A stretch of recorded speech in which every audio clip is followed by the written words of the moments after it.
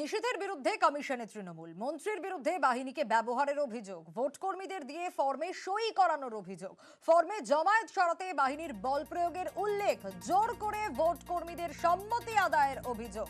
তৃণমূলের অভিযোগ অস্বীকার বিজেপির।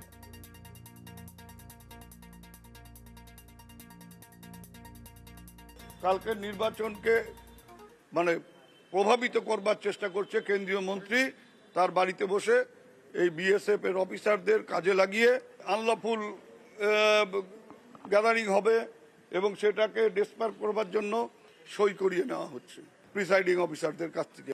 এবং আশ্চর্যজনকভাবে এবার আমরা দেখলাম কুচবিহারে পুরোটাই বিএসএফ দেওয়া হয়েছে, অন্য কোনো ফোর্স নয়। মনে হচ্ছে সব ছক বেঁধে এই কাজগুলো করা হচ্ছে। প্রিসাইডিং অফিসারের কাছ থেকে তারপরে সই করে ডিউটিতে গেলে সঙ্গে সঙ্গে ওরা লিখে নেয় সব জায়গায়।